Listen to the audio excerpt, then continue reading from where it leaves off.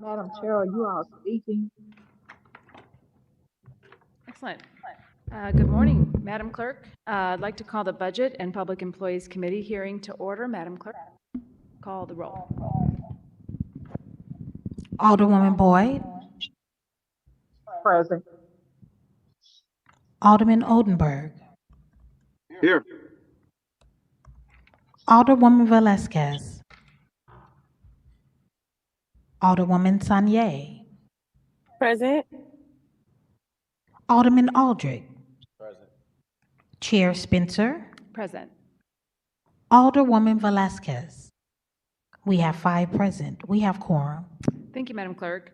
This morning, in our first order of business would be to approve the minutes from our Wednesday, August 14th committee hearing. I will entertain a motion on the approval of those minutes.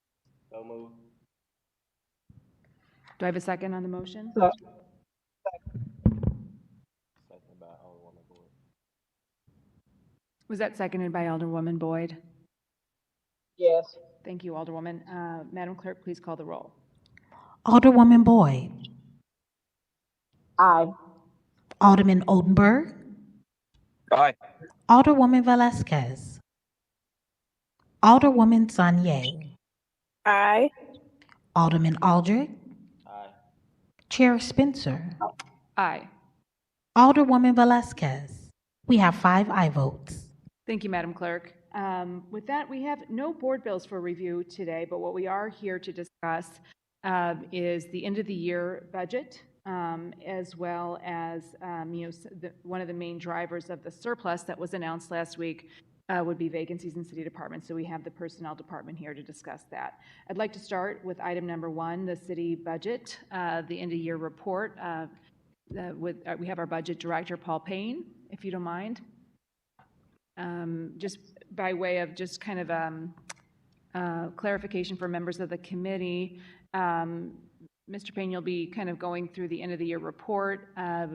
Garrett Allen is distributing a document we can all take a look at, but it's all publicly available on the city's website. Mr. Payne, if you don't mind kind of describing where the public may follow along if they were to choose.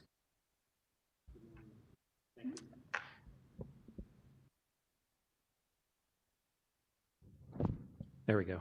Okay. Thank you. Thank you, Madam Chair, and good morning, members of the committee. I'd like to present, is it pulled up? I'm pulling up on screen the end of fiscal year report. I do these generally quarterly to the Board of E&A about how we're doing from a budget, and then at the end of the fiscal year, do a summation of where we stood. There's one thing I do want to point out is that there were a lot of changes at the last as the fiscal year concluded. And I noted that there has been one change in results that were announced last week compared to this report, which came out September 13th, and that was revenue, property tax revenue. There was a change there that brought these numbers down by 1.6 million. So I'll note that as we discuss this.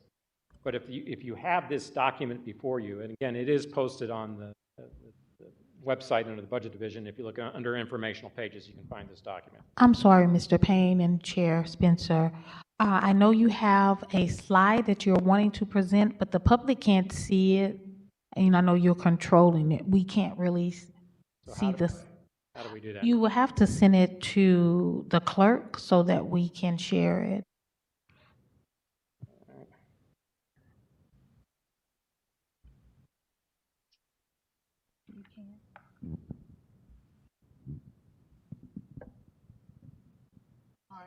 Is there any way you can enlarge your screen?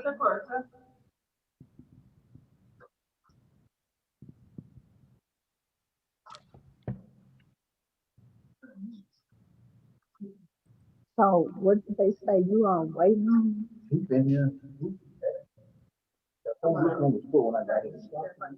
We just got it. What if I send it to you? Could you get it? We just got it. Oh, I should have sent it. To the clerk. Yeah. Should I send it to you, Ms. Ora? Okay. I also just forwarded it to the clerk. Thank you.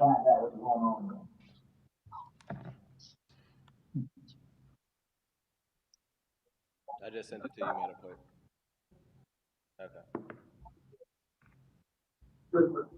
I guess you're gonna need your computer plugged in. Yeah, that teaches me. I'm usually used to bringing hard copies, and everyone's wants to project, so I bring this to project, and now it doesn't. Don't want to do that. So okay, we'll wait.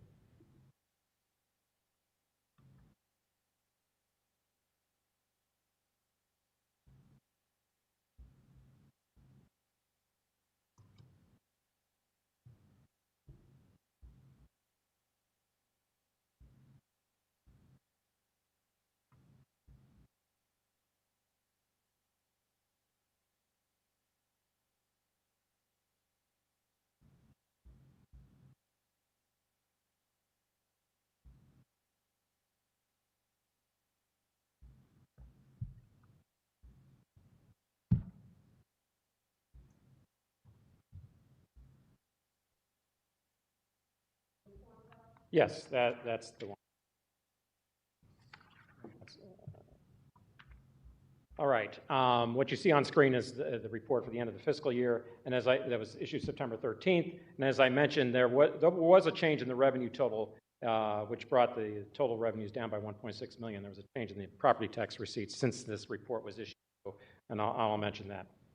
But basically, the end of the fiscal year, as reported, the city ended the fiscal year with a $42 million surplus. Of that amount, 14.6, it ended up being 13 million on the revenue side, coming in over estimates. And that was, I'll get into this a little bit, it wasn't so much that revenue growth was robust. I mean, it was, our revenue was just a little over 1%. But if you recall, when we planned the budget, the calling and most of the prognosis going forward was that we would be entering either an economic slowdown, if not a recession. So that was built in. We did not see that last year. So revenues came in a little bit better than what we'd anticipated. But also contributing to that surplus, though, were total expenditures coming in below budget by $29.4 million.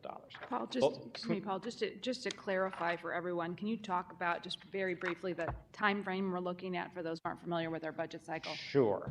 We're talking about fiscal 24, and the city's fiscal year runs from July 1st to June 30th. So this is the period ending June 30th of 2024 for which we're talking. Thank you. So as I mentioned, the total revenues rose by a modest 1.1%. This includes earnings exceeding, major tax revenues exceeded estimates, earnings tax over by $11 million, payroll tax by 4.6, property tax, again, if we adjust for that $1.6 million deduction, it ended up being closer to $4 million over, and sales taxes by $1.8 million. However, some other revenues came in below estimate, and that was franchise tax fees and departmental receipts also fell short and were a drag on the overall total results. Expenditures came in at $29.4 million below budget, and of this, $19.7 million in personal services and $9.7 was in other accounts. And so there's often a question of what happens to any surplus monies. As you know, through this committee, we appropriate 1/2 of that amount through the capital fund, so we would have about $21 million. Again, with the reduction in the final reduction in revenues, it ended up being about a $21 million that will be allocated to the capital fund for appropriation. If I could go to several of the slides before that, following. This is going to be awkward here. This just, go up one page. This is, being able to page through these things would be helpful. Up another page. No, I'm sorry, to the beginning of the document. Yeah, and then down, right there. Up to where the table is.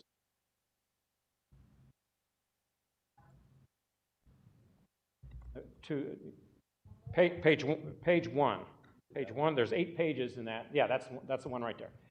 So that will illustrate to you where we were in terms of the total revenues and what the revenue trends were. Again, I mentioned the property tax was adjusted $1.6 million down, but this is typical of the quarterly report I would do. I'm sorry, that's the expenditure page. I need page 1.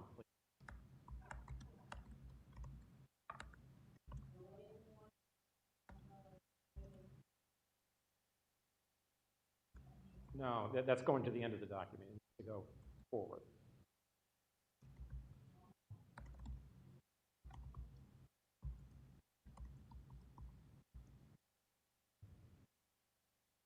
You're right there. Yeah, the next, after the memo, the first page, right there. That page right there. Okay. So that has the major sources of revenue listed there, and it just gives you a summation. I did break out, for those interested, even though it's you can see the earnings, payroll, and sales tax, I did break out the marijuana sales tax because that was an item of interest in this, in revenues this past year. It brought in just over $400,000 for the fiscal year. It's been slow out the gate, but we're going to be continuing to monitor that through the first quarter of this year. And you can see the narratives for each highlighting each of the major sources. And I'll continue to go down. If you go through the, if you can page down to the expenditure side, which is about 3 pages in, there's also a similar table for the expenditures right there. And this will tell you where the expenditures occurred, so by general government finance, non-departmental, parks, and et cetera. You can see where the most underspending occurred would be police department, police pension, about $12.5 million under budget. You had streets at $5 million and public safety at $4.5 million. But various departments had different amounts. Board of Public Service was over by about $573,000. And below that were total expenditures by each individual division, and you can see each one of those identified, starting on the bottom of this page in general government and finance, and working through the various, through the next couple of pages into the various departments. And so that's the summation of where we stood in the year. I won't go through all of them, but you can read through this report and we'll sort of give you an idea about where we stood at the end of the fiscal year. I did have some other exhibits I wanted to present, but this setup is not gonna work. I can probably share those later. I had some historical graphs I wanted to present and stuff, but we need some sort of different setup to do that. What sort of setup would be ideal? Well, I had wanted to pull up historical fund balances and historical operating surpluses and things like that. But this is whatever. I can send those to the committee after this meeting because I need to be able to pull those. Is this something we could print or something we could? It could, but I was prepared to present on this, so I didn't know the setup you were having this morning. But but I do have that information to share with that. Okay, that would be helpful. Yeah. So we've kind of gone through the revenues, the expenditures. Did you have anything else you wanted to add? I'm kind of looking through here. Yeah, if you look on screen at those last few charts, those are some of the key revenue sources. I've added this as addenda to these the quarterly reports, starting with, if you go up a page, the earnings tax, these are quarterly changes in the year-over-year receipts. And so you can see, just for historical briefing, you can see this goes back to FY20, and you can see FY21 were the big year where we had the pandemic, and you can see where the bar is going down, and then since then they increased after that. And both the earnings tax, if you go to the next earnings and payroll tax, the next page would be sales tax and the local use tax. Local use tax has been, as you see, the sales tax declined significantly, but the local use tax has also increased. Although we're going to be seeing some as I'm seeing in the first quarter already, we're seeing some pullback in those numbers. And then finally, the hotel and restaurant taxes, which in and of themselves aren't a large portion of the budget. They do just are more indicative of the economic conditions of the city. And so those numbers presented sort of give you an idea of that. You can see where during the pandemic we're significantly negative, and then the recovery since then. And it's been more moderation in the last fiscal year. Okay, thank I have quite a few questions, but I'm going to turn it over first to the committee for questions, starting with Vice Chair Alderwoman Pam Boyd.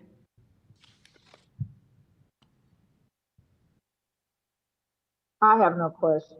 Thank you, Alderwoman. Alderman Tom Oldenburg. No questions at the moment. Thank you, Madam Chair. Thank you. Alderwoman Velasquez. Alderwoman Saunier.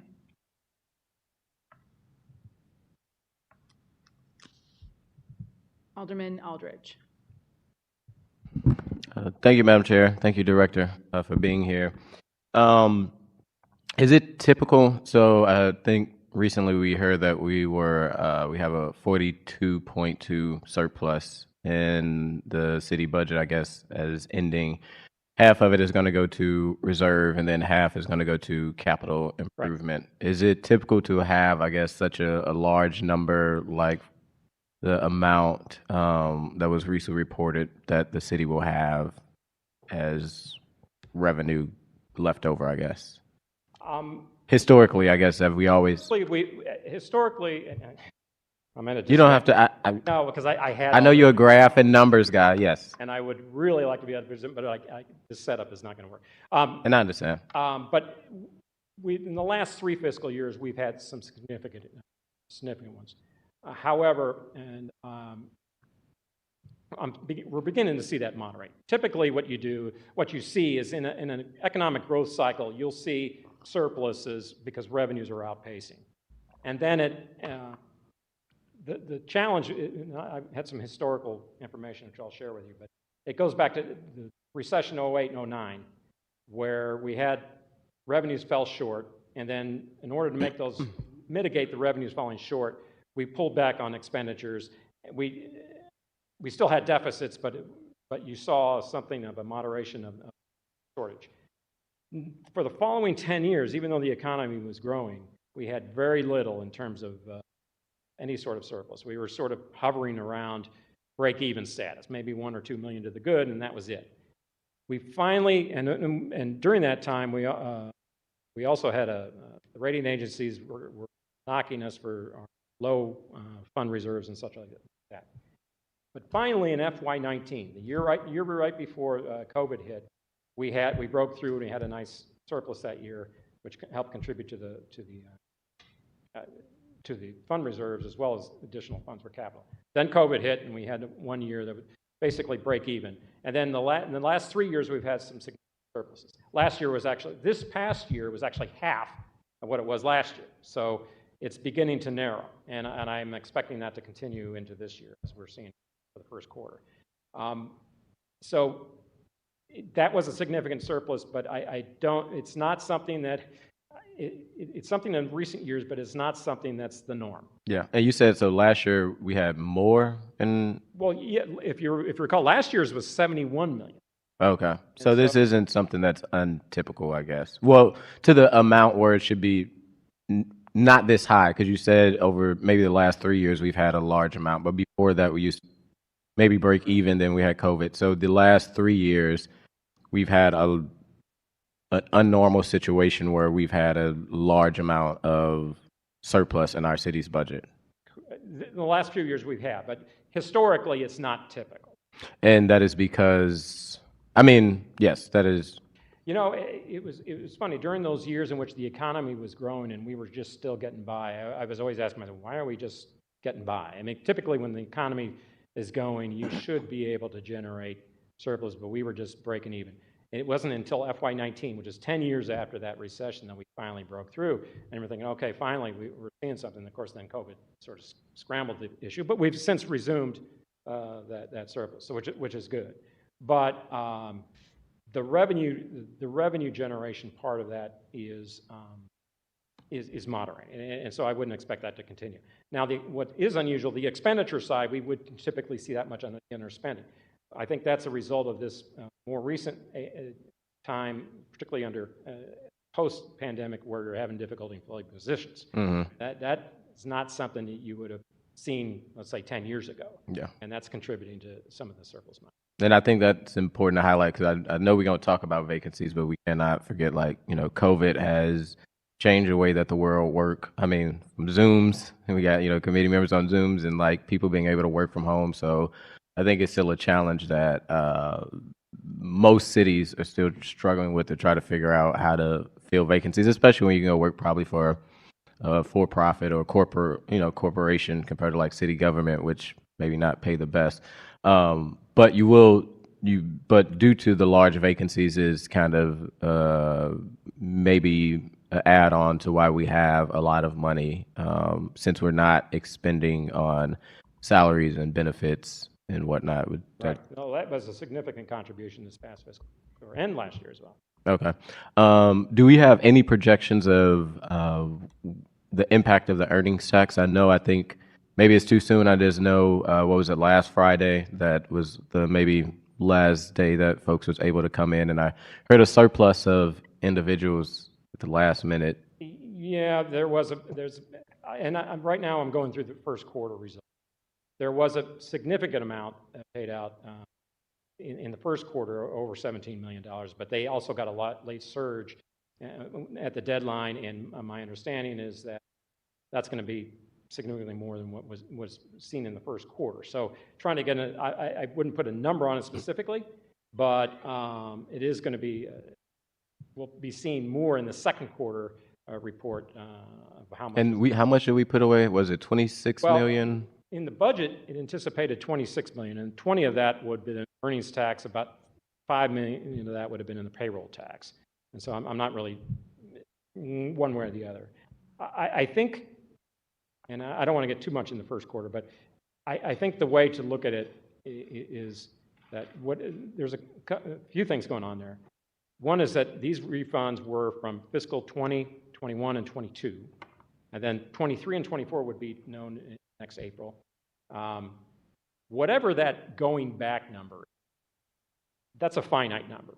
Okay, so that's not something that's, whatever you do, you pay whatever that number is, and the city can manage that. I think it's pretty well positioned given our fund balances and our reserves and things. The big question is, what's the recurring number going forward? How much of the earnings tax is going to take on a recurring basis? So, because that's what we plan, not only are we talking this fiscal year, but FY26 and going forward, how much of a loss? And that's why you have the Revenue Council convened to say, hey, look, what are other options to make up for that? So that's what the big focus is going to be on. So again, you've got a dollar amount that's going to be going out. I think if you divide the question into two, say you deal with the past and whatever that number is, and I think we're well positioned to deal with it. But the big question is going forward, how do we address that? So you feel comfortable as a budget director, and you do have been doing an amazing job, that with the past numbers, that the money we set aside and now we got some reserves, that we'll be okay, but we should be looking towards the future of what that impact may be and the impact that would have on the budget, and probably not even adding the constant threats that we get from like Jefferson City and other entities to try to get rid of it completely. But if we don't worry about those entities, can't predict the future, but we should be probably paying attention to revenue growth for the future because of the earnings tax situation. Correct. Yeah, I think that focus on the future and the recurring impact is the one we should probably be focused on. Gotcha. I think that's all my questions. Thank you, Alderman. Thank you, Mr. Payne, for being here this morning and for presenting this. It's very important information. It's very helpful to have you come before our committee. With the 1% modest growth you mentioned, how does that compare nationally? I wouldn't. Nationally, in what way? As far as like growth for cities or growth in general. Yeah, I mean, you could look at any metric to come up with that. Yeah. Okay.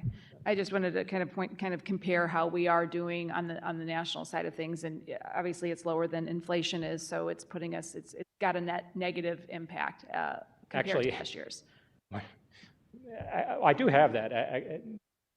I wish I had it be able to present, because I have a graph presented that shows what it is adjusted for inflation, what the revenue has. It was actually included in a chart that I presented to the Revenue Committee, which is also posted online, which shows what the lag is in growth between our revenues going back to FY08 and what our revenues were through FY, I believe at that time, 23, and it shows what that is.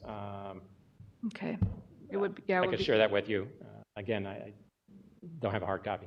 Okay, but getting to the overall budget surplus, and I mean, just for clarity, I mean, I think, you know, you present the budget, you have an estimated revenue, an estimated expenditures, and, you know, the revenue budget, excuse me, the budget surplus here is really driven by a couple different things. You know, 20 million of which is personnel services, vacant positions. And as you pointed out, the departmental receipts, which represented about $5 million, which presumably are, you know, fees and fines and other receipts that departments aren't collecting because, frankly, don't have the people to collect those, to do the work to collect those fees and fines. So that's the large chunk. You know, 25 million of the surplus is, in my understanding, driven by that. Would you? Well, on the personnel side, that would be correct. On the revenue side, that's a little bit more nuanced because it's not necessarily you don't have people. Because, for instance, it could be whether construction activity has declined or whether something the underlying service that is being provided might also be declining as well. So that could drive what the revenues is. So revenues are. So it's not necessarily you're saying, oh, we don't have the funds to collect or the people to collect. But at the end of the day, we do have, you know, a $20 million surplus based on vacancies in city departments. Sure. We also know through the budget cycle, through the work this committee does and has done in the past, that we do account for some vacancies in some departments as we consider the budget. So, for example, the police department is one that comes to mind. The Justice Center is one that comes to mind, where we are already accounting for anticipated vacancies in those departments. So that $20 million in surplus based on vacancies does not represent the entirety of the vacancy city departments. Is that correct? That's correct, yes. Okay, thank you.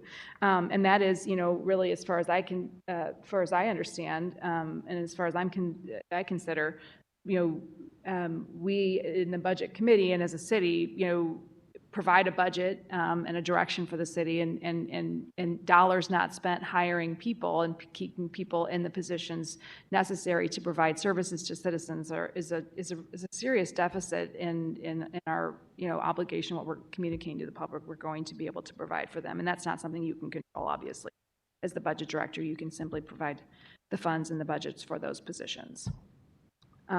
So again, I think that's the lion's share of it, and I do think that's worrisome, and that's why we have the budget, the personnel department here to discuss some of those issues with us this morning. It looks like Alderwoman Saunier, has her hand raised, so I'll pass the mic back to Alderwoman Saunier for questions on the end-of-year budget report.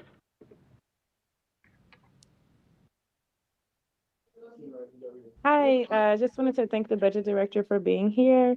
And I'm sure I could pull it up, but Director Payne, do you know, does the projections that we have for the marijuana tax and what we got, does that match up with what we expected? Does it exceed it? Does it fall short? I'm just curious about that point specifically. Well, with regards to the FY24, if you remember, we didn't have a revenue estimate for the marijuana sales tax because we didn't know. So that $400,000 we received was over and above the revenue estimate. Now, going into FY25, we had an estimate of $2.4 million. That would mean that you'd have to generate at least $200,000 per month. We have been trailing that. We were very close for the first time. I believe that would be last month. We just under $200,000. But prior to that, it had been ramping up. It had been averaging about $150,000 a month. So, if you project that out, you'd be more locked in the territory of about 1.7 million for that. I'm going over the first quarter now, but it all depends on what going forward.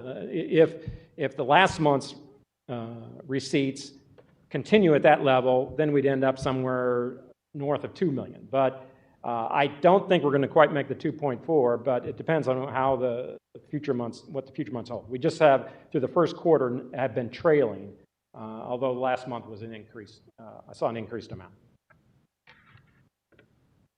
Excellent. And I just was curious, hopefully too, we see an increase due to Alderman Aldridge's bill that extended the hour. So I can't wait to compare previous sales before that bill was in effect to that bill afterwards. But thank you for answering my question, and thank you again for being here today, Director Paul Payne. Sure. Thanks, Thank you. thank you. If you don't mind following up with the information, the additional graphs, that would be very helpful, especially to see over time as Alderman Aldridge was kind of going down the path of kind of understanding how the last few years stands out compared to previous years as far as surpluses are concerned. And certainly it's helpful to have that cushion in our budget, but at the end of the day, we really do need people in the positions we're budgeting for to make sure we're doing the job of the city. Did you have one more question, Alderman? Okay, go ahead. One quick question. Would you say, I guess it's good also? I mean, I think about the comptroller, and she loves to talk about credit and rating, and you know, the great work that she's been doing to increase our credit rating. And you would budget a surplus contribute to having a better credit rating, a surplus in the budget? Oh, certainly. As I mentioned, going back in historic, I had all these exhibits. We were often criticized in the last 10 years about our low reserves, but since then we've been building them up. And I think, and if you look at most recent reports from the rating agencies, they'll acknowledge that what the positive development is ability to build back up reserves, and that has directly contributed to our recent increases in our credit ratings. So it's a positive development. Yeah. And before 2019, before COVID, would you say that the city was at? I'm trying to figure out maybe when we was flat and why we're at such a number. Would you say, and before 19, was that because the city didn't have as many vacancies? I mean, I know our police department, we always budget a lot of money for the police, and we always understand that they never meet full capacity. It's been like that for several administrations, but we continue to budget. So I know that department always is at a vacancy that is a lot high. Well, it's high, but I'm curious, have the city, when we was kind of flat, was that due to vacancies? Why we?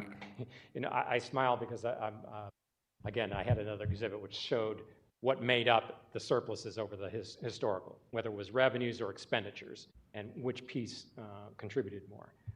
But we haven't had that large, I would say, significant. Now, obviously, if revenues come over, expenditures come under budget, they both contribute to the overall surplus. But the share of the expenditure side would probably be is definitely higher than more recent years previously. And then one last question.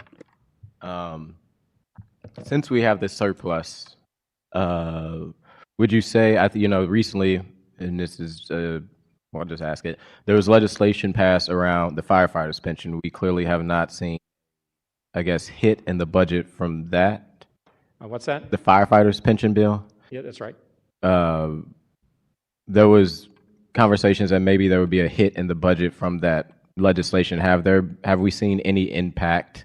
Well, the legislation hasn't taken effect. Okay. The state statute didn't pass, so you're still in the status quo. Okay. And we got plenty of revenue just in case. Plenty of surplus. All right. Thank you, Director. Sure. Okay, thank you, Paul Payne. We really do appreciate you coming down, and we'll look forward to follow-up documents. If you have additional need for a hearing, I'm sure you'll make yourself available to us, and we appreciate that. Okay, so moving right along, we would like to look at some of the vacancies, the sort of largest driver of the budget surplus that we talked about. And with that, we have Ms. Sylvia from the Personnel Department. We know our Director of Personnel is still on medical leave. But we are grateful that you're here today. And for those watching remotely, we have in front of us the vacancy report. And I circulated that to the committee this morning as well. I threw a summary on it so we could take a look by department where the vacancies are. I also put a comparison to the last vacancy report that we received in June so we could kind of compare where we are with where we were. And Sylvia, I don't know if you have a copy of that, but I do have a copy of it here. I can kind of bring that with me. Yeah. send it, I can provide it to you right now. Okay.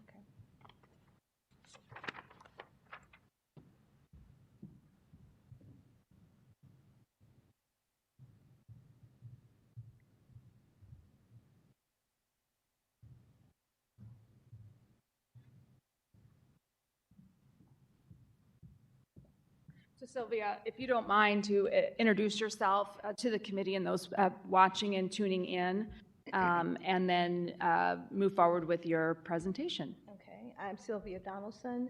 I am currently the Deputy Director of Personnel for Employee Relations, Training, Onboarding, and Talent Acquisition. I am serving. Ms. Donaldson, could you speak into the mic? We can barely hear you. Thank you so much. Serving right. I'm sorry, this is my allergy season. So I'm serving right now in the capacity of Acting Director of Personnel while Director Gray is on medical leave. And so because one of my main areas of responsibility happens to be talent acquisition for the last 11 months, I have some information, I have some familiarity with what's going on. We've had a lot of changes in talent acquisition over the last 18 months or so. And so it's significantly different than when it was recruitment and examination. And we are still hitting a few bumps along the way. Okay, thank you. Okay.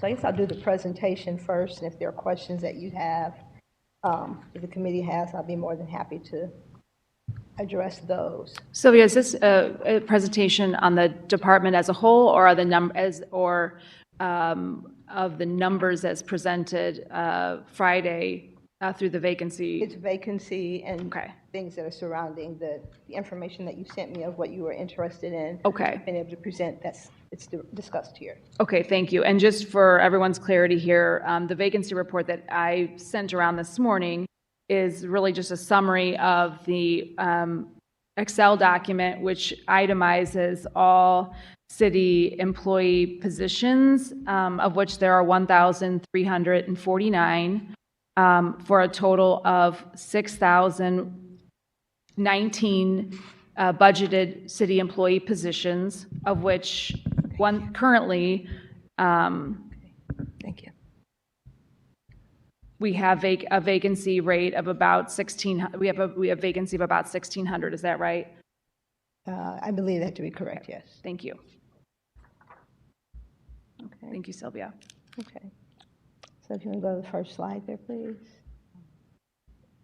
So a brief overview of what we have been dealing with in terms of talent acquisition and trying to make sure that we get the positions that are vacant filled is that there have been some changes that we've done in the Department of Personnel, some major initiatives that took place from 2021 until now.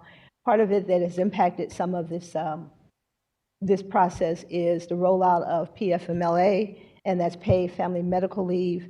It was done in 2021 following the COVID epidemic, and it was a federal policy. However, our mayor is just kind of setting the standard because she then gave us the authority to have paid family medical leave for all city employees. Currently, it's during their first 6 weeks of the 12-week family medical leave period, and that was something that she did.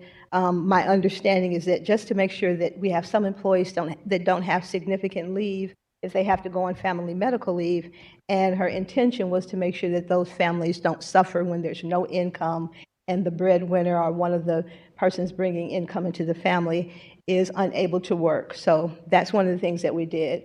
Also is the rollout of Oracle, our Oracle system that everybody has to use for all of the payroll and transaction information has to be put in there, discipline, those kinds of things. So the operating departments are using that now for all of the things that we normally did with paper and pencil for previous years. The other important area that kind of helps us with this talent acquisition piece is the rollout of Taleo. And that is our HR metrics kind of system that helps us with the hiring process. So that has really been rolled out as of May of this year. And so it's still fairly new, and we're still running into some glitches with that program, simply because it takes a period of time and enough use of the program by all of the users for us to be at the place that we know that it's working well. So we still have some glitches. Sometimes it's difficult to print and to prepare some of the documentation that might be needed, and we work hard to do that, and we are continuing to do meetings on a regular basis with our contractor to make sure that we handle all the configuration issues that we're still dealing with. The other thing that we've done is improved our process for doing background checks by putting out an RFP, and we hired a company that the bid went to HireRight, and so they are helping us to do several things. The intention at this point is that we would do background checks for everybody to whom we make an offer of employment, whereas right now we don't. We have specific classifications that are checked. But going forward, we hope to do background checks once we have an offer that has been tendered and has been approved and accepted by the candidate. We are also doing not only the background checks, but we're also doing verification of their educational the educational requirements for the position. And then, of course, we do our regular other kinds of medical checks and drug and alcohol tests. So there are a number of things that we've done over the last couple of years to try and improve what we do in the Department of Personnel as a whole, but very specifically in the talent acquisition field.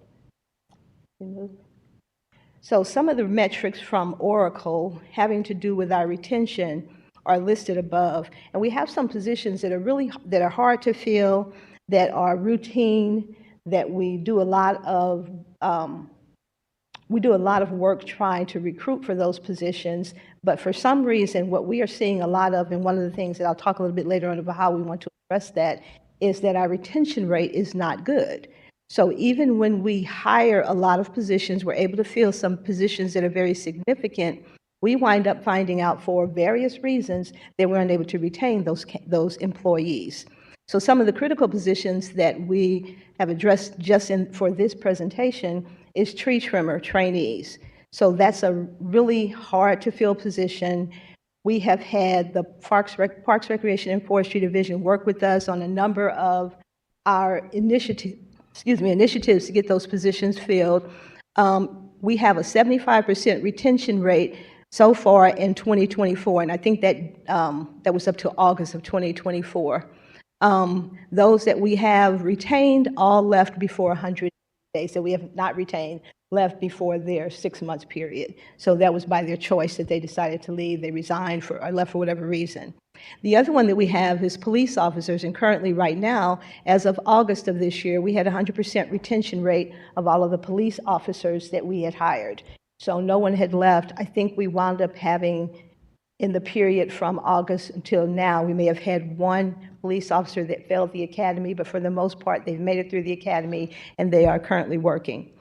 Utility worker is also a big position for us to fill. And one of the reasons is that multiple appointing authorities, multiple operating departments need utility workers. They serve a variety of functions in operating departments, from streets to water, until very recently, even the health department hired utility workers. Sometimes they're difficult to get. We were told by the street department in one of our meetings talking about hiring processes with them, that if they can just get utility workers, they can fill almost every position that they have vacant with utility workers, because they normally come with some kind of a CDL. They might not have all of the designations necessary to be a trash truck driver, an HEO2, but they can make them, they can train them, and they can help them to get those certifications. So we're working really hard to make sure that we always have a healthy list of utility workers that might be used by many of the operating departments, or several operating departments that are hiring utility workers. So we had an 87% retention rate for 2024 with a, I'm sorry, I can't see that, with a noticeable patterns in when they separate, with no noticeable pattern with when they separate. So we're not seeing them necessarily leave in the first 3 months, the first 6 months, but 87% is a pretty good retention rate. And employees that we did not retain leave either somewhere at the 90, 180, and just shy of 1 year mark. So we've kind of tracked that over the last year plus, and we're kind of sure when people leave. We don't necessarily know why they leave. Next slide, please. One of the things that we are trying to do in terms of that retention is, first of all, the Department of Personnel now has an engagement section, which is part of the employee relations section of the Department of Personnel. And they are working on a number of things. As a matter of fact, we have an RFP that will be going out pretty soon so that we can have a vendor that's able to help us with some of the metrics that we need to try and track retention and find out why people are leaving. So we are having some going forward, we have some ideas of some things that we want to do to make sure that we're able to track retention, because right now we don't necessarily know. One of the other things that we are interested in doing is developing some kind of an exit interview process. Very few operating departments really do exit interviews when people leave. Years ago, the Department of Personnel under a previous director did have a form that was used to capture, if employees wanted to complete the form, it was never mandatory, to capture why did you leave, you're resigning. We always make sure that they're not being moved out, forced out. We want to get that information so that we don't wind up having some issues with that later. But we do find out from them, or we ask them why they're leaving, and we try and get some information. The bulk of those go back to their files unanswered because the employees don't want to do that.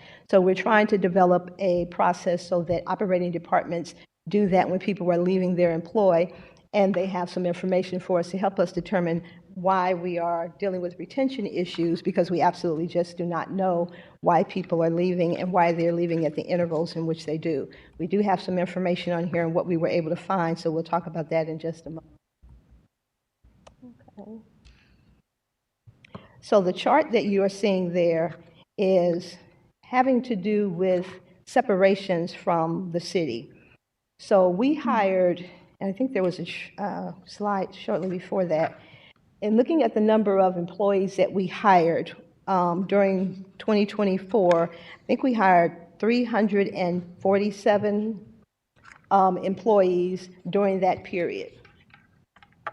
Can you go back to the slide right before that, please? And Sylvia, just for clarity, are you looking at fiscal years or are you looking at calendar years? Right now, we're looking at calendar years. Calendar years. So you're talking about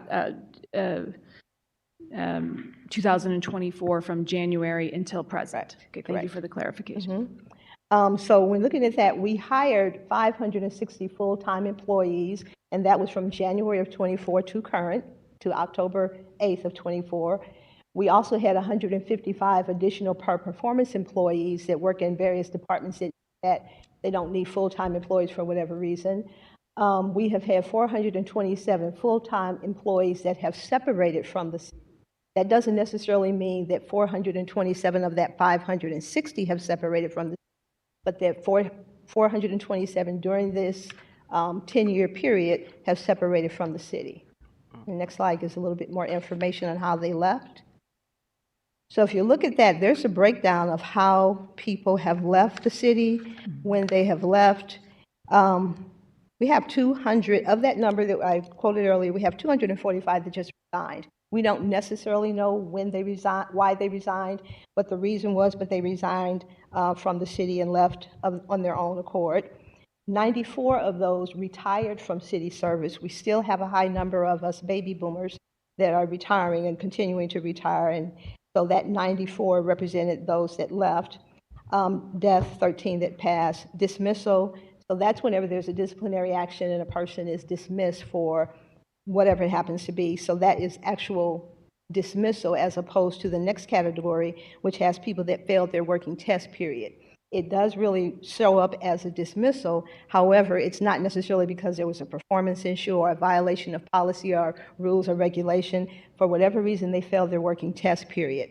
And currently, and actually I can vouch for at least since 2010, we don't require operating departments to give us a reason when an employee fails a working test period, nor is that something that can be appealed to the Civil Service Commission, as most failures or disciplinary actions can. What it really amounts to is that an employee that comes to work for us, while they're in the working test period, that's kind of their final test of fitness. And if they don't meet the requirements, we do not require that operating departments give us great information on why they failed them in the working test period, but we review what they provide, and we use that as a way of removing them from the city service based on what the operating department has decided as far as their service to the city. Next slide, please. So how are we looking at resignation? First of all, we are looking at standardizing exit interviews to get more information. One of the things also that the engagement committee is going to be doing is not just looking at the exit interviews, but the metrics that they want to look at are 30, 60, and 90 days. So they're looking at how the person is performing over 30 days, 60 days, and 90 days. So it's a matter of us developing the process for that, having an organization that can help us to do that, and then making sure the operating departments are giving us that information. Because when we find out a lot of people that are leaving after we've hired a large number, and then we have a large percentage of those leaving, we need to know if it's something that needs to be done differently. We need to know if there's a way that we need to address that information. And so this will give us some information to better address how people are leaving City of St. Louis services.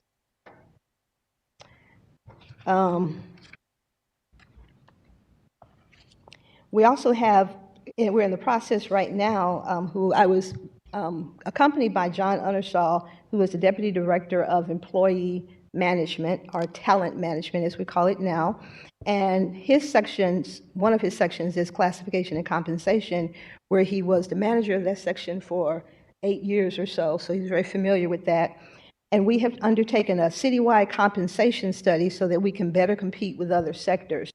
It's not that we necessarily anticipate that the city of St. Louis is going to pay what private sector does, but maybe will help us to be able to meet our needs a little bit better so that we can be certain that we are paying compensation that is appropriate for the position.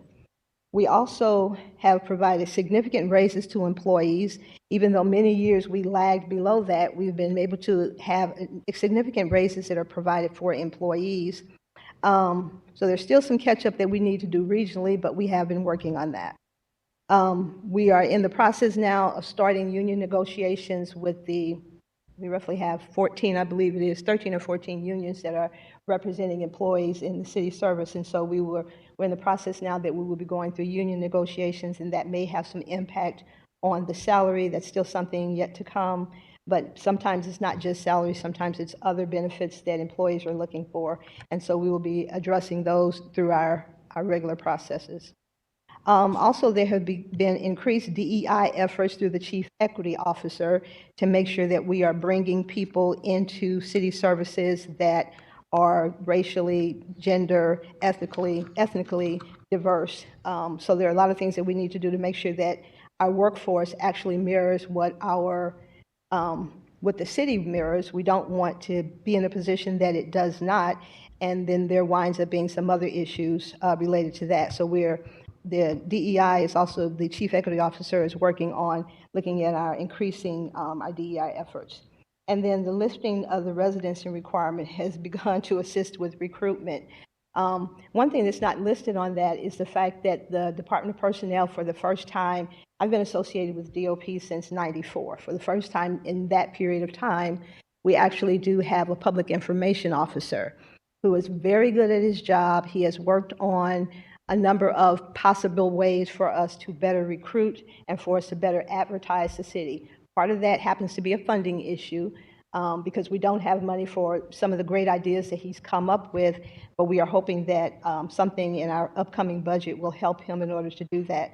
So he's doing a lot of things so that positions that are open for the city do not just show up on the city's website and do not just show up randomly on LinkedIn, but that we have some really good resources for how we can actually put out our vacancies and make sure that people know what exists and what positions are available.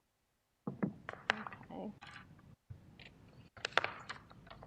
So the vacancy report, we produce that on a monthly basis. I think we've just started about 3 months ago to start doing those on a regular basis and making sure that they get to the Alderwoman and whomever else Alderwoman Spencer would like to share that information to.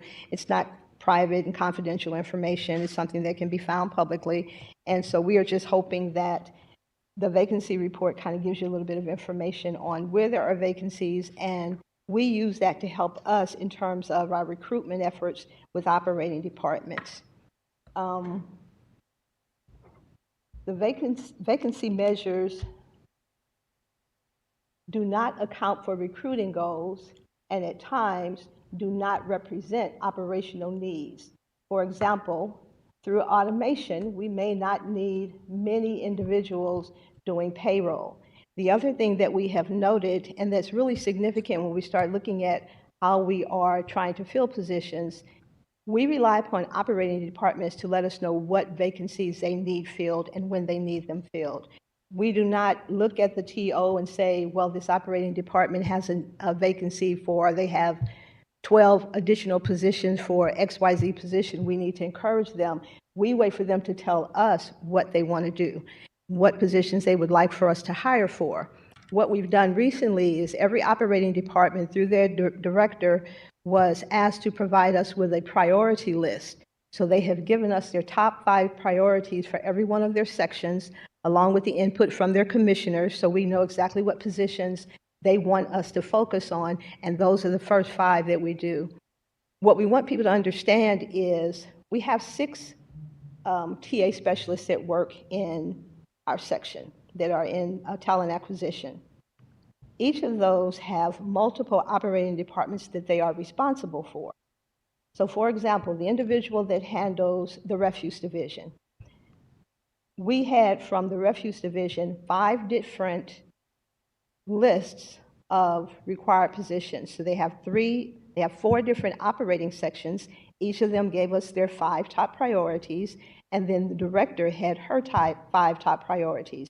We sent that list back to the director for her to review if she wanted to adjust something and maybe not do it in exactly the order that the commissioner from that operating section wanted to do. She adjusted it, so now we have 25, I think it's 26 because I think she squeezed in an extra one. So I think there are 26 high-level priority positions they want us to start working on. This is one HR specialist that's doing that.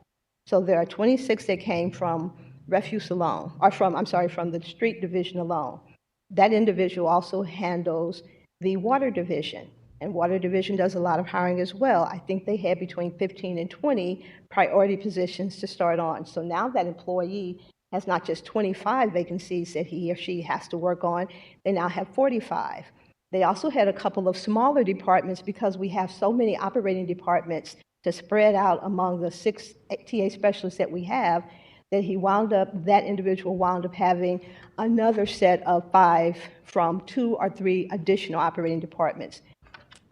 The concern with that is that 25 or so positions to fill is kind of standard. That's what the expectation is.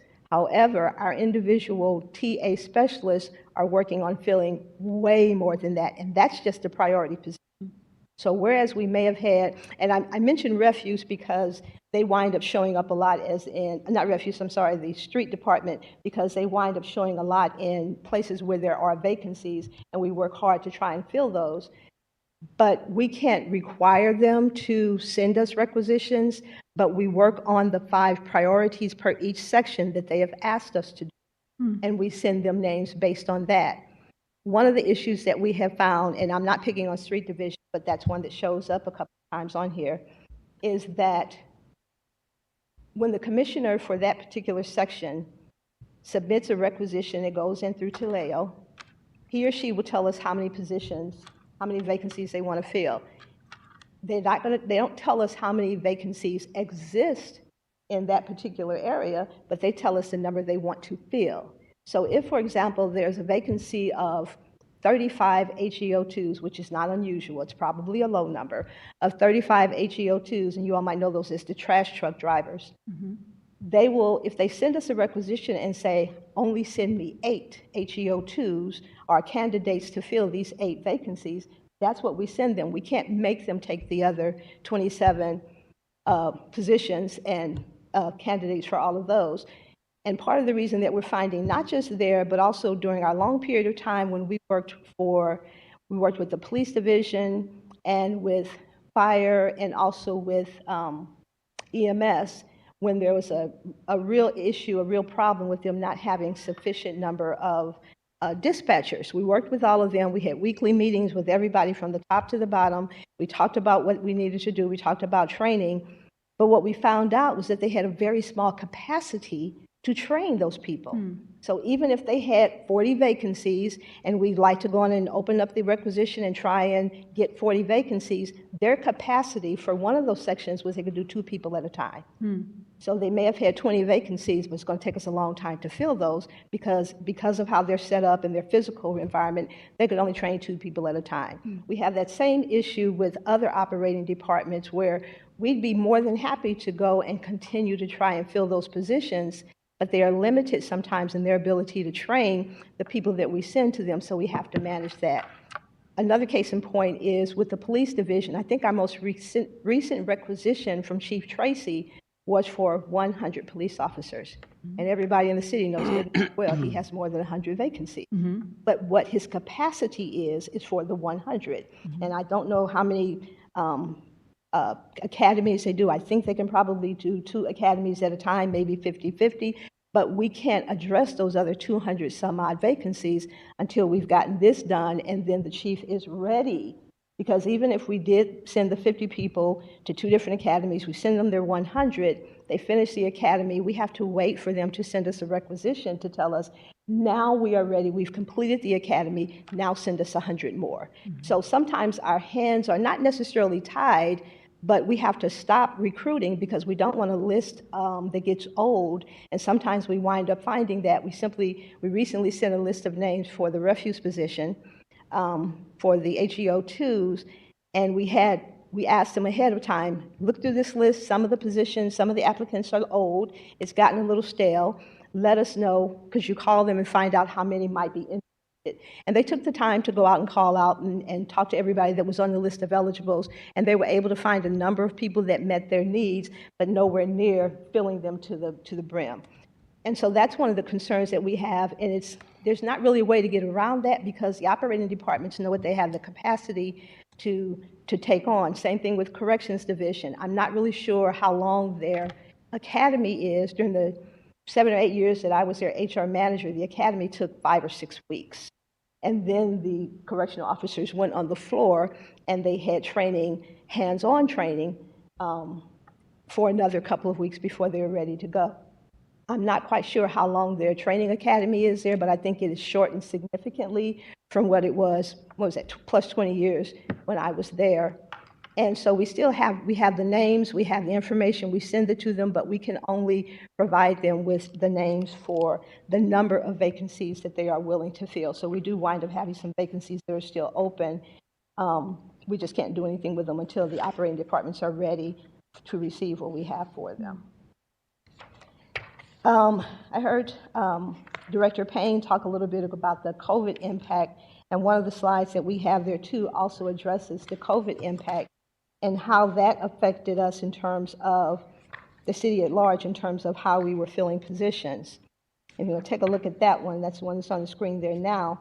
If you're looking at the full-time employees over the years, in 2020, because of COVID, the number of full-time employees that we hired went down by 397 for that year. And that would be understandable. It was COVID. People were not hiring as much. People were not coming out as much. And the city was on a very small staffing process where our then Mayor Lyda Krewson allowed operating departments to let their people work from home. And so everything was just kind of shortened with COVID, as everybody knows. Then in 2021, there was a decrease of 113 full-time employees. In that year, 383. And so we didn't have the numbers for 23 and 24. Should you have interest in that, I'd be more than happy to pull those for you. So COVID did have an impact on us in terms of the FTEs that we were able to hire. It also impacted the per performance employees. It impacted all the way around. So I think that probably started the slope when we were in 2022. We still had a lower number of positions that we were able to hire because of COVID's impact on our ability to hire and our need to hire. Sylvia, can you stop just a moment here, just so we understand what's going on? We've got the year, the full-time employee count, which has changed over time, going down, correct? Yes. Okay. But we also have a total the total that, the full-time the FTE is the, what we have authorized in the budget, is that correct? Well, that's authorized as full-time employment. Okay. The center column there is per performance, and those are available as well for operating departments, and that's budgeted for as well. Okay. And then on the far right, that's actually the total of FTEs and per performance for that year. Okay. So the far right gives us that number. So it doesn't really, so our current vacancy, our current staffing report includes positions for 6,019 positions, is that correct? Mm-hmm. How does that, would that fit in here? Well, if you look on the far right where it says all, the column that says all, this stops at 2022. And in 2022, it was 5,463. Is that what's for our number. authorized in the budget? I mean, I'm because our number is with 6,019 is just different than what we're so For different. 6,019. So in other words, are we increasing the number of FTEs that we're looking to have citywide from 2022? We should be increasing that, but then again, that's a budget issue. That's not something that we have any control over. It's what the operating departments have requested and also what has been approved by the budget Okay. Are department. these people So it that are might be actually FTEs. working for the city or authorized in the budget? They're authorized in the budget.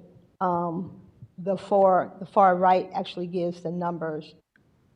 And But that's a it's total not of the necessarily FTE those that are, it's not necessarily the positions that are filled, but those that are budgeted for, is that correct? for, yes. Okay, because we have budgeted for, right now, 6,019 positions. Okay. And so it's odd that the number would go from 2017, go down. We would authorize a budget of a less number of employees and then go back up. And that's what this chart is showing, the COVID impact, that the Budget. number of, the budget would have been whatever it was, but this was what we had. And maybe it perhaps- shows the decrease down at the bottom of FTE that were changed over the years. Okay. Okay, go to the next slide, please. Okay, so the vacancy report is what the next slide is looking at.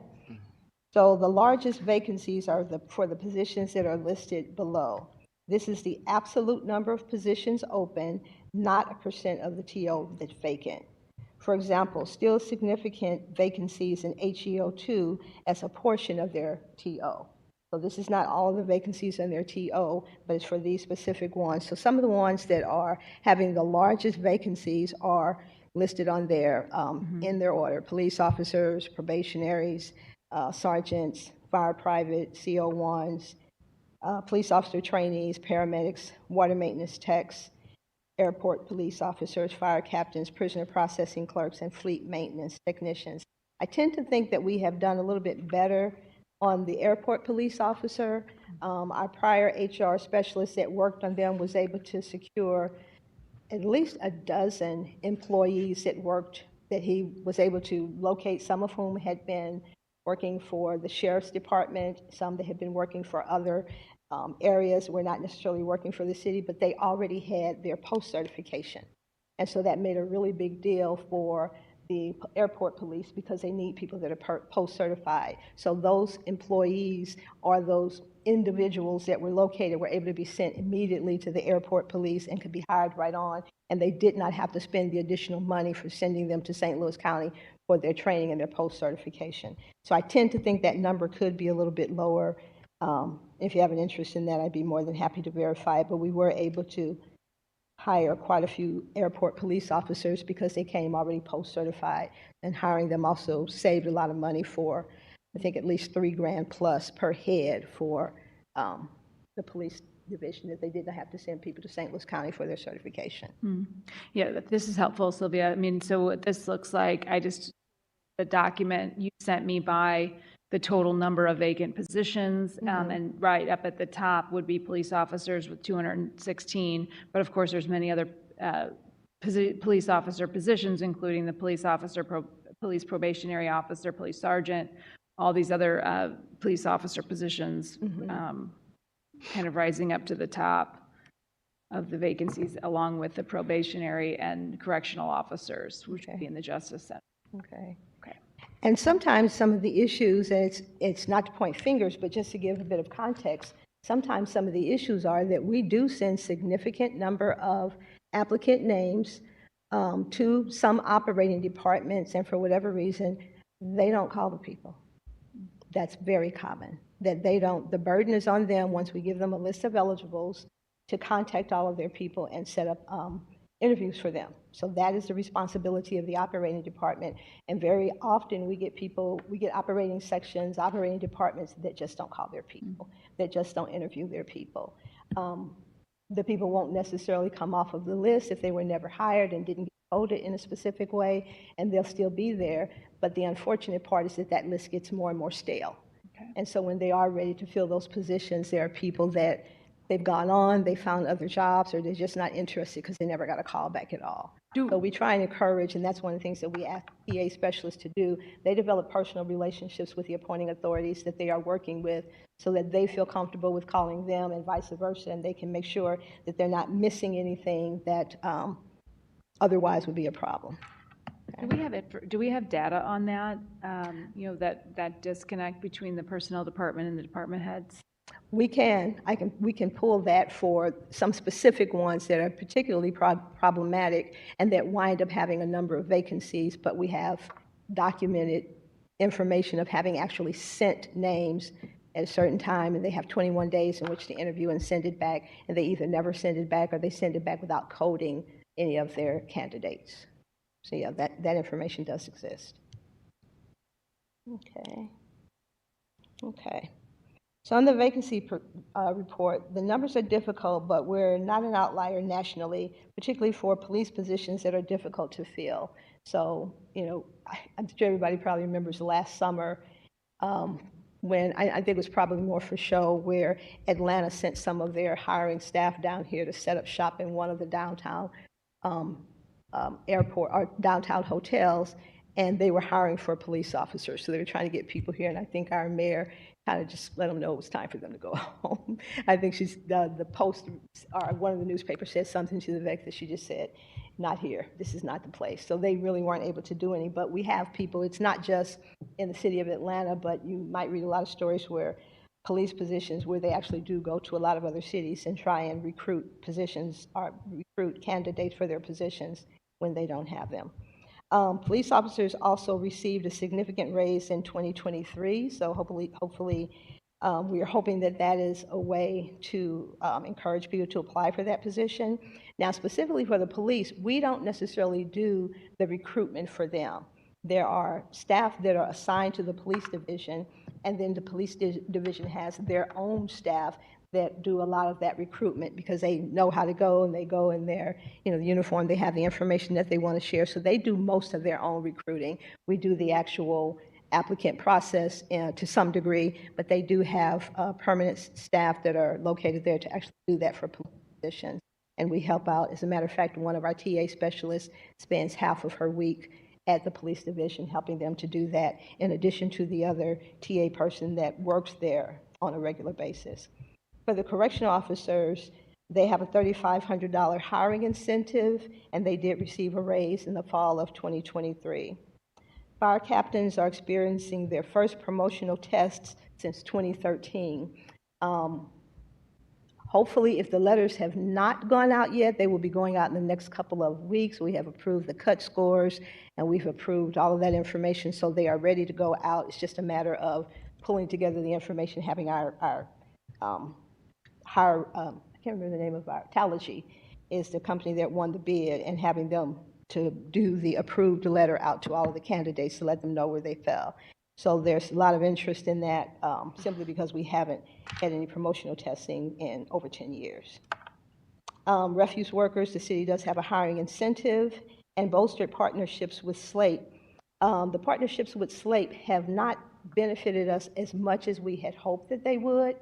We think that SLATE is doing a great job. We're so appreciative of the work that they're doing, but unfortunately, even when their candidates have gotten their CDL license, everything is rank order. So they very often wind up at the bottom of the list because we just don't put them above the other candidates that are already there. And sometimes they don't get called for a vacancy that comes up because they're just too far down the list. And we may or may not get to their name. And employees have received raises, significant raises over the last year. Next slide, please.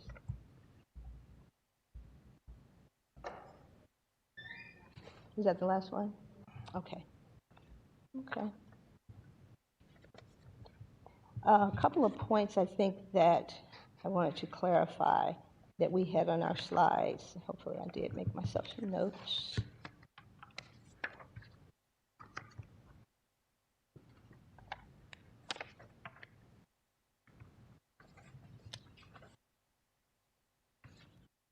Or not.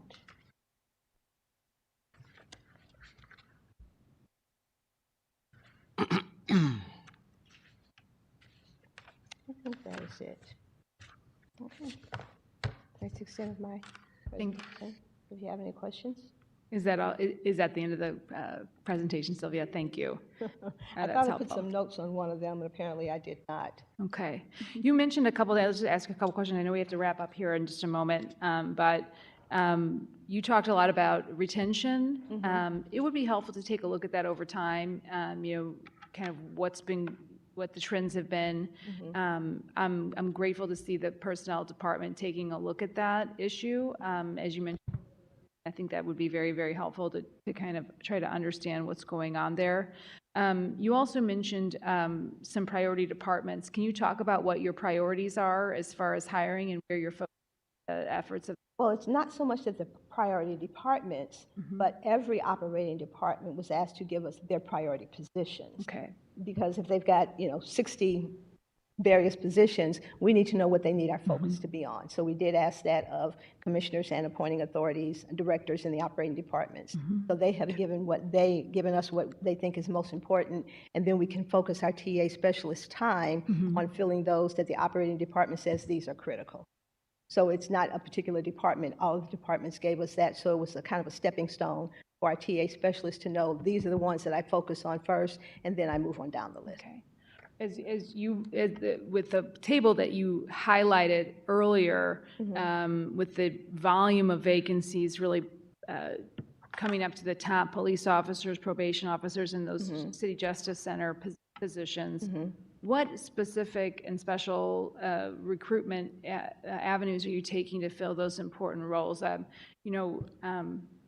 It was really heartbreaking this morning to see we lost another prisoner in the Justice Center, and there's been so many questions swirling around the commissioner and the staffing at the Justice Center, and it's been disappointing to not hear direct communication from the city on whether or not the commissioner is even still a city employee, let alone how many vacancies we have in that department. I can see from the vacancy report that the position of the commissioner for the Justice Center is still considered a filled position, but this is really the first information I've gotten as to whether or not our commissioner is still a city employee. As well, the large number of vacancies in that department continue to be alarming. Can you talk a little bit about the specific efforts of the personnel department or what you need from departments to better be able to recruit those critically life important, safety important positions? What we really need, to be frank, is when we send lists of names we need for the people to be interviewed. It's not that we have not provided candidates to fill a lot of positions, and the operating departments have 21 days in which to do so, to contact those individuals, interview, decide who they want to hire. And unfortunately, sometimes we don't get that information back as quickly as we need to from some departments, and sometimes it is the corrections division that has a problem in returning those back to us. And so we can't force them to hire people. We can send them the names, we can give them the 21 days. At the end of the period of time, if they have not done it, we can extend it for an additional 30 days, and we will make the offer. We didn't get X, Y, and Z from you. Do you need us to have some additional time? And we can do that. But the burden is still on the operating departments to contact the individuals and interview them. We have had them participate in a number of job fairs that we've done because we think it's really beneficial when someone in a uniform says, come and work for me, let me tell you what the job is really about. So they have participated in job fairs that we've done. I don't know, because of their low staffing, that they necessarily have people that can go out like we do. We go out to a lot of job fairs all over the place. We have enough information about those positions that we can share that information with the citizens that happen to come to those interviews. We'll be at the cabinet meeting or the meeting that's tomorrow afternoon. We go to everything that we get asked to go through that we know exists. We also make outreach into operating into the community. When we go there, we're often invited by other groups that say, could you come and talk to my group about this, talk to my team about that. So corrections is just, and I tend to think, I have no verification of this, but I tend to think there's a lot of really not great press about some of the things that have happened at the corrections, in the Division of Corrections. And sometimes that makes it hard for people to decide this is what I want to do. And sometimes there are just people who want to work in that environment. There are always 30-year people that work for corrections for years and years and years. And the entire time I was there, we had people that had been there forever. They loved it.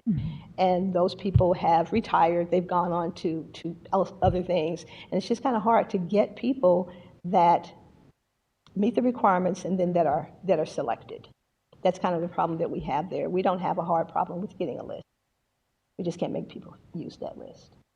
So in other words, you're getting applicants in for the correction officer positions, the police, and are you getting robust lists of folks who are applying to be police officers as well? We do get that, but as I mentioned earlier, we give them what they ask for. As I said, Chief Tracy authorized a requisition for 100. And we know that doesn't meet his needs, but that's what he has the capacity for. And we find out that happens in other operating departments, that we find candidates, we send them lists of eligibles that meet all of the requirements, and they may or may not be able to hire to meet the number of vacancies they have. They hire what they can use at the time. Refuse is one of them. They can train the information we were given by the commissioner or the commissioner and people that work with him, was that they can train 8 people at a time. So We don't send any more. We send the numbers. They select 8 people, and that's what their requisition is for. 8 people, 10 people, whatever it happens to be. Even though they may have more vacancies, we can't make any operating department to fill vacancies. We fill exactly what they send to us. We do have availability to review their TOs.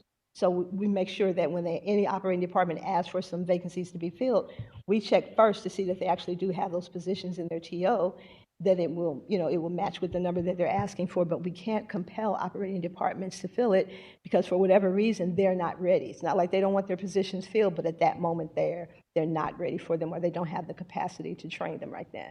do you have that captured in a way that's easy or even feasible to digest as a member of the public? So in other words, the number of applicants provided to departments over time or over a given period of time? That's part of the statistical information that we can pull out of Taleo. Taleo is not very friendly with giving us information. Okay. So that is something that we can generally pull out of Taleo. We do have reports, but to capture the specific information that we want takes a little bit more finagling with it.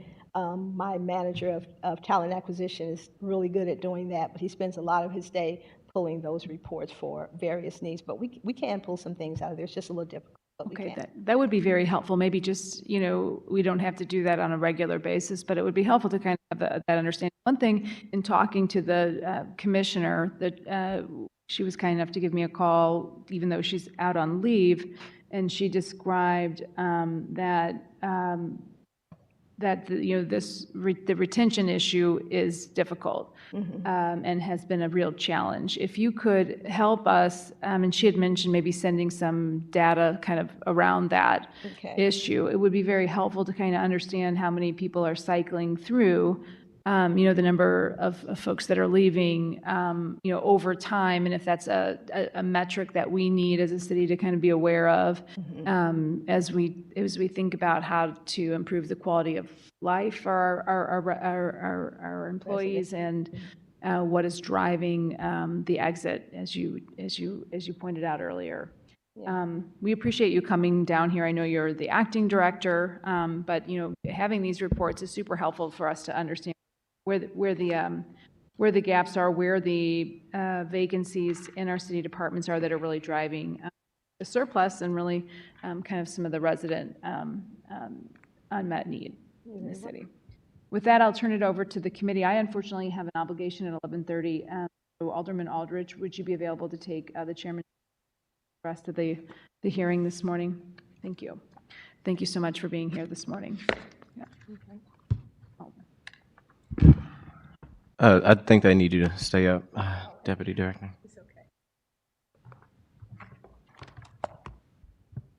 Alderwoman Pam Boyd, did you have any questions?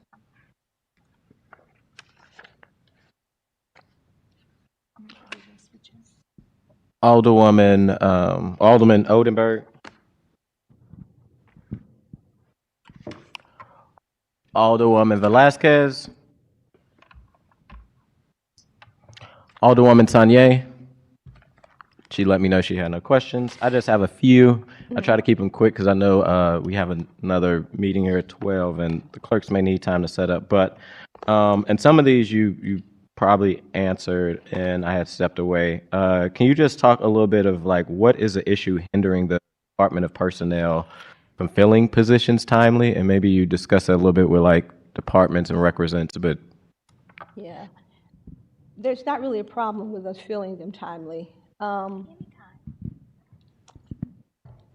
As I mentioned earlier, operating departments, of course, we've got the priority positions that we got from the directors and commissioners of all of our operating departments. So they've made it clear to us what their 5 top priorities are. So we're good with going ahead and opening those. They submit requisitions. We do the whole process. So we don't have a problem with that.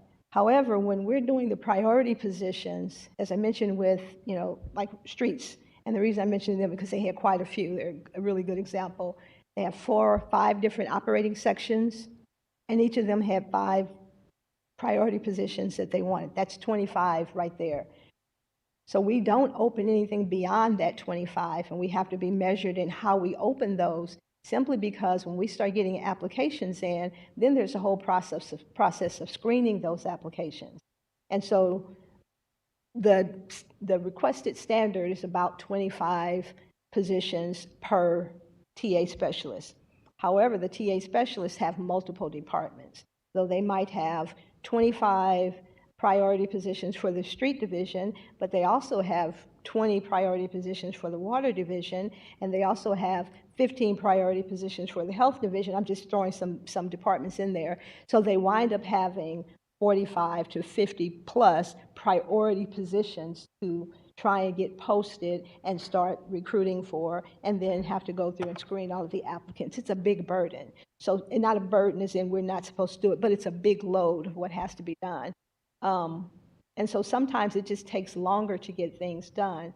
What we have found in various operating departments, as I mentioned earlier, is that sometimes they do not, whether they have time or whether there's something else that happens, they don't get an opportunity to screen or to interview all the people whose names we send. That's kind of not anything that we have any involvement in. Once we send you a list of eligibles for the vacancies that you've asked us to fill, then the burden and the responsibility falls on the operating department to really call the people in and get them in and interview them. We try not to have very many lists that are very stale, that have had people on there that have been there for 6 months, because more than likely most of those people are no longer interested. And I personally have had lists that came to me to fill some of my HR spots, and we found literally nobody on the list that was interested or that responded back to us. So sometimes it's a timing thing. We try not to have an overabundance on the lists. We try to have sufficient names on the eligible list that will fill the required number of positions that they've asked for.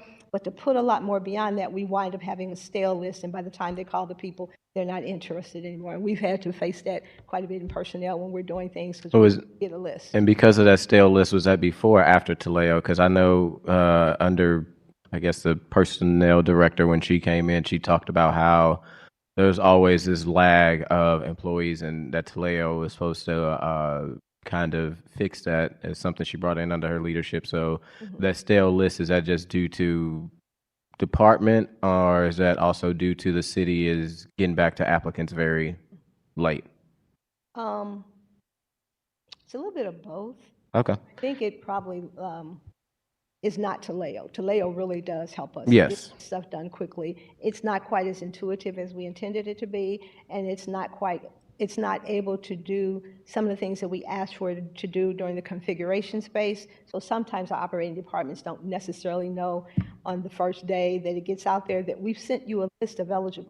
Taleo should have notified them, but it can't do that. Still working those kinks out. Those phone calls and saying, you got a list out there, and then they can pull it up and start contacting their Gotcha. people. And so would you say that salaries is also kind of an issue with filling some of these employees? Absolutely, Okay. yeah, that winds up being it, yeah, what we found is that for higher level positions are really hard to fill positions. Our operating departments, because they have salary savings, they're willing to offer an increased starting salary. In prior years, that was almost unheard of. I've worked for 3 different directors, so that was almost unheard of to ask for that higher starting salary.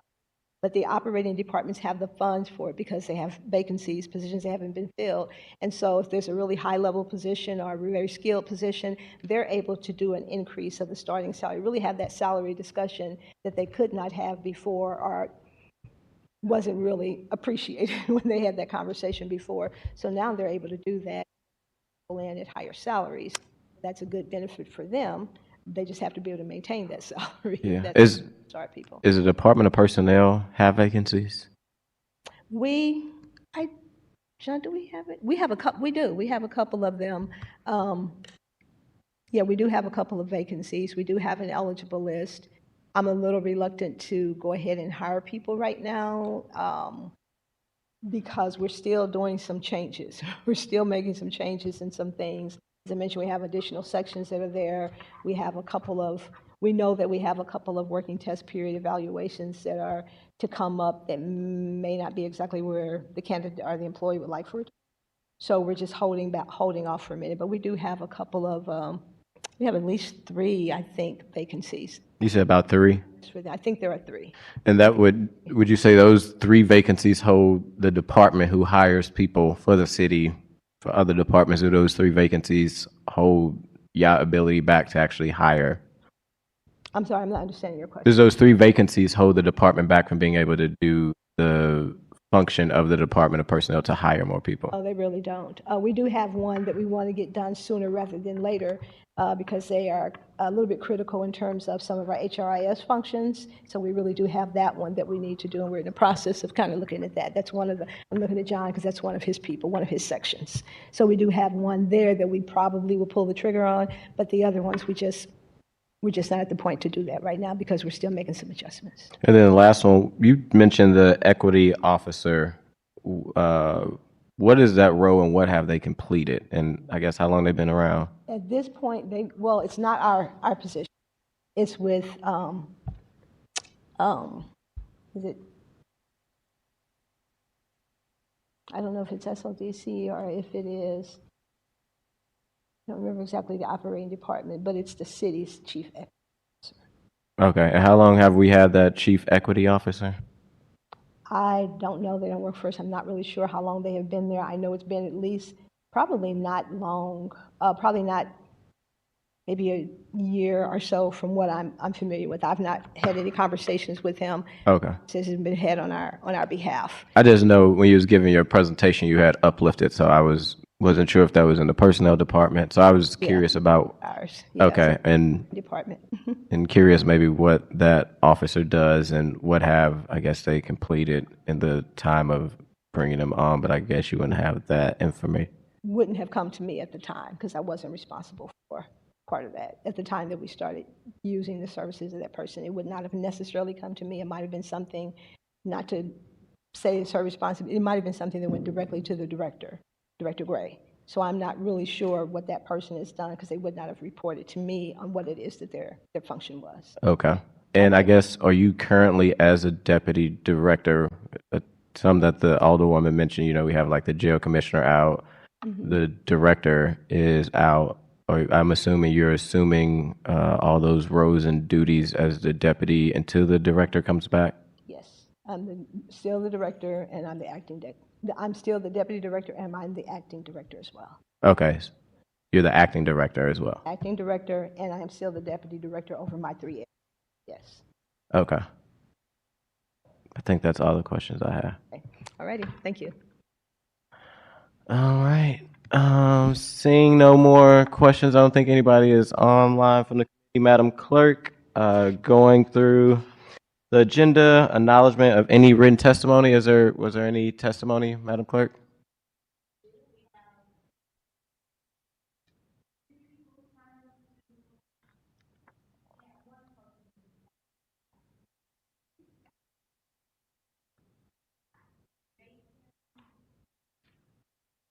Jason Spikerman?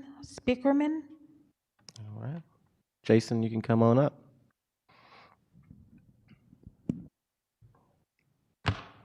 If you could raise your right hand, do you swear to tell the truth, the whole truth, and nothing but the truth? I do. All right, Jason, just state your name, if you live in the city, and what ward you live in, and then you 3 minutes. Jason Speakerman. I'm Ward 5 resident. I'm actually here on behalf I'm a representative for the Carpenters Union. I represent the public service employees of the city of St. Louis. Most of my questions were actually for Director Payne. So at this point, they're more of a statement than anything. And he answered a lot of good questions. I had a lot of stuff scribbled here. My main point of conversation was with the number of vacant positions with the city, this being a contributing factor to the massive surplus. Where did the money go, and can it be funneled back into payroll? He did say that it goes back into capital and reserve. It still kind of goes in line with, since the vacancies have been a growing problem, can the surplus aid in raising both recruitment and retention rates? So that's a question I think I would like to ask him again next time he's around. Other question, since we are being told that the earnings tax has a direct connection with the across-the-board raise, can we assume, if the union and the city will agree, that this year's across-the-board raise will be a substantial one, since that surplus, or since that earnings tax was a lot lower and there was that allotment? That was another question I had. I had some more. That was directly to him. For Director Donaldson, my question was, there was a mention of tree trimmers. Point of clarification, Forestry Department was mentioned in our contract proposal. Not tree trimmers specifically, but there was a note that we open up discussion for a forestry classification. So to your point on that one, or the tree trimmers, we are looking out for them, so hopefully we can get that mentioned in our proposal. Bunch of other notes here, so none of these really kind of pertain anymore, since this was a very insightful committee hearing. So that's it. That's all I got. Thank you. Well, thanks for coming. And that your statement is in the minutes and record, so we can try to send those over to the director. So okay, I'll do an email too. Okay, awesome. One more quick question from Alderwoman Sanye to the Personnel Acting Director, if you can. Yes, ma'am.